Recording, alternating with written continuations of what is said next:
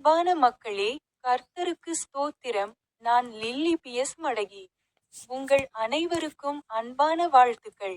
இன்று மார்ச் மாதம் 3ஆம் நாள், 2026ஆம் ஆண்டின் 3வது மாதம். முதல் ஜெபம்.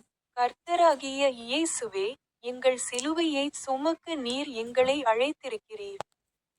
இன்று நாங்கள் எங்கள் சுயநலம், பெருமை மற்றும் ஆசைகளை உமது பாதத்தில் வைக்கிறோம். உமது சித்தத்தின்படி நடக்க எங்களுக்கு கற்றுக் கொடுங்கள். எங்கள் படிப்புகளை ஆன்மீக சக்தியால் நிரப்புங்கள். உமது பரிசுத்த நாமத்தில், ஆமென். அவர் தனது ஒரு கூற்றை பற்றி பேசினார். புனித லூக்காவின் பரிசுத்த நற்செய்தி, அத்தியாயம் 9, வசனம் 23.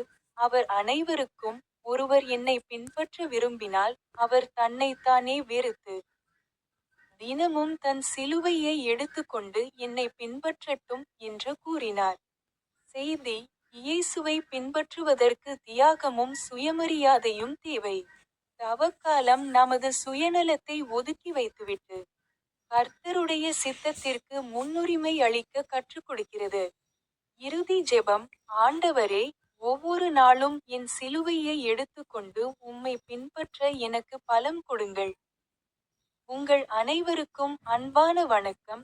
எனது யூடியூப் சேனலில் உள்ள ஸ்டிக் பொத்தானை கிளிக் செய்ய மறக்காதீர்கள்.